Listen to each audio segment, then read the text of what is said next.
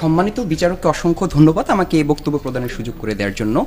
মাননীয় বিচারকের কাছে আমি দুটি ছোট্ট অভিযোগ দিয়ে আমার বিতর্কটি শুরু করব। প্রথম অভিযোগটি হচ্ছে এটি নিয়ে একটি বিতর্ক প্রতিযোগিতা হবে, অর্থাৎ তারা মনে করেন যে আর্জেন্টিনা এবারে বিশ্বকাপে সেরা এটি একটি বিতর্কিত বিষয়। সেখানে আমার প্রথম প্রশ্নটি থাকে, কারণ এটি ধ্রুব সত্য নিয়ে কখনো বিতর্কই হতে পারে না। দ্বিতীয় যে ছোট্ট অভিযোগটি সম্মানিত বিচারকের কাছে আমার, সেটি হচ্ছে একটি বিশ্বকাপে যেহেতু 32টি দল খেলে, ধরে নিচ্ছি যে কিছু ভালো দল থাকতেই পারে, তাহলে কারা সেরা, আর্জেন্টিনা সেরা নাকি অন্য গুটি কয়েক দল সেরা, সেটি নিয়েও একটি বিতর্ক হতে পারে। কিন্তু এসে যখন আমরা দেখতে হয় যে ব্রাজিলের সমর্থকরা আমাদের সামনে, তখন আমাদের খুব খারাপ লাগে জিনিসটি। কারণ আমরা ফ্রান্সের সাথে বিতর্ক করতে পারতাম, কারণ তারা গত বিশ্বকাপের চ্যাম্পিয়ন ছিল, যাদের সাথে আমরা মাত্র 4-3 গোলের ব্যবধানে হারি। আমরা জার্মানির সাথে বিতর্ক করতে পারতাম, যাদের সাথে 120 মিনিটের খেলায় আমরা একটি গোল খেয়ে হারি। আমরা চাইলে স্পেনের সাথে বিতর্ক করতে পারতাম, যারা চমৎকার দল, 2010 সালের বিশ্ব চ্যাম্পিয়ন। তা না হয়ে আমাদের সাথে এমন একটি দলের বিতর্ক করতে হচ্ছে যারা কিনা কোনো একটি বিশ্বকাপে, খুব সম্প্রতি একটি বিশ্বকাপে 90-180 মিনিটের খেলায় 10টি গোল খেয়েছে। প্রশ্নটি হচ্ছে, আপনি যখন 10টি গোল খাওয়ার মতো একটি টিমের সাথে বিতর্ক করতে হয়, সেটা আমাদের স্ট্যাটাসের সাথে যায় না। কারণ আমরা 90 মিনিটে, 120 মিনিটে যে টিমের সাথে একটি মাত্র গোল খাই, তারা যখন সেই একই টিমের সাথে, জার্মানির সাথে 90 মিনিটে 7 গোল খায় এবং তারা বিতর্ক করতে আসে যে আজকের বিশ্বকাপে আমরাই সেরা, আমরা মনে করি এই জিনিসটা আসলে হয় না। তাদের ছোট্ট প্রথম বক্তার কিছু ছোট ছোট যুক্তি খণ্ডন দিয়ে শুরু করি।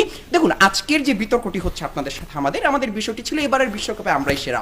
আমরা এসে আপনাদেরকে প্রশ্ন করলাম যে আপনার নাম কি, বললেন আবার বাবার নাম তো এটা, আপনার রেজাল্ট কি, আমার বাপ তো হচ্ছে একদম ফার্স্ট ডিভিশন ফার্স্ট ছিল, এটা তো আমরা জানতেও চাইনি। তর্কের বিষয়টি হচ্ছে এবারের বিশ্বকাপে কে সেরা। আপনারা 5 বার বিশ্বকাপ জিতেছেন, 10 বার বিশ্বকাপ জিতেছেন, কোনো সমস্যা নেই। আপনারা 20 বার জিতেন, 50 বার জিতেন, আপনারা যদি 50টা স্টার লাগাতে চান খুশি লাগান, কোনো সমস্যা নেই। এবারের বিশ্বকাপে কেন আপনারা ভালো, সেই জিনিসটি তো আপনারা বলতেই পারেননি।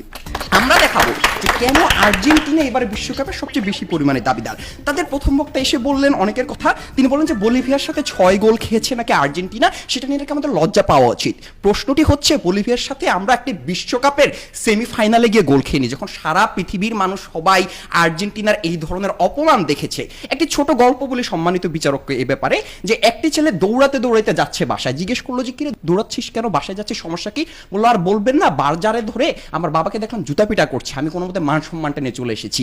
প্রশ্নটি হচ্ছে, যখন আপনারা এভাবে একদম খোলা ময়দানে বিশ্বকাপের সেমিফাইনালের মতো একটি খেলায় 7 গোল খাওয়ার পর আপনারা নির্লজ্জার মতো দাবি করেন যে আমরা জার্মানির সাথে বিতর্ক করতে চাই, তখন আমরা মনে করি যে সেই বিতর্কটি করার কোনো যোগ্যতাটি আপনারা রাখেন না। আপনারা এসে বললেন যে জোর করে আর্জেন্টিনা বিভিন্ন সময় বিশ্বকাপ জিতেছে, চুরি করে চামারি করে বিভিন্নভাবে জেতার চেষ্টাটি করেছে। প্রশ্নটা হচ্ছে, সেটি দেখার দায়িত্ব আমাদের না আর্জেন্টিনা কিভাবে জিতেছে। আর আমরা বিভিন্ন সময় দেখি বিভিন্ন দল হারলে বলে আম্পায়ারকে টাকা দিয়েছে, রেফারিকে টাকা দিয়েছে। এগুলো হচ্ছে আসলে অজুহাত। আপনাদের যে 3টি হাত আছে, ডান হাত বাম হাতের পাশাপাশি অজুহাত আছে, এবং সেই জিনিসটি দিয়ে যে আপনারা আর্জেন্টিনার যে জয়কে বারবার ক্ষুণ্ণ করতেছেন, সেটা আপনাদের অনেক পুরাতন অভিজ্ঞতা।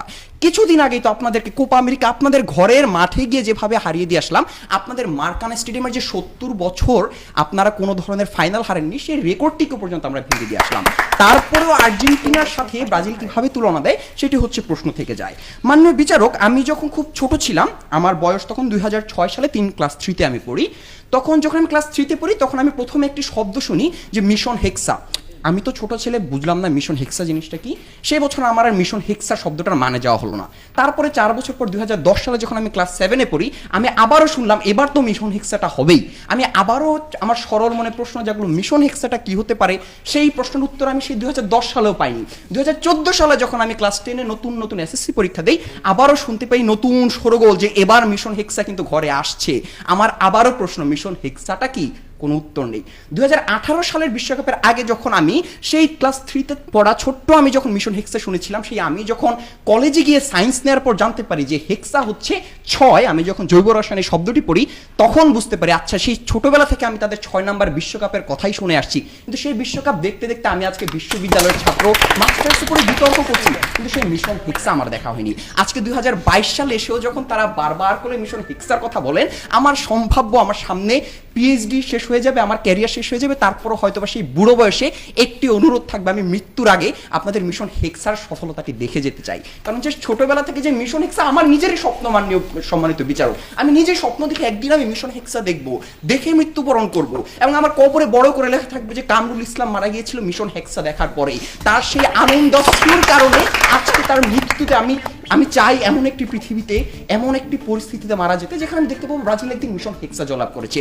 যদিও আমি জানি না আমার স্বপ্নটা কতটুকু সফল হবে, আশা করি যদি ব্রাজিল এই বিশ্বকাপে কিছুটা ভালো করার চেষ্টা করে হয়তো একটি সম্ভাবনা দেখা যেতে পারে।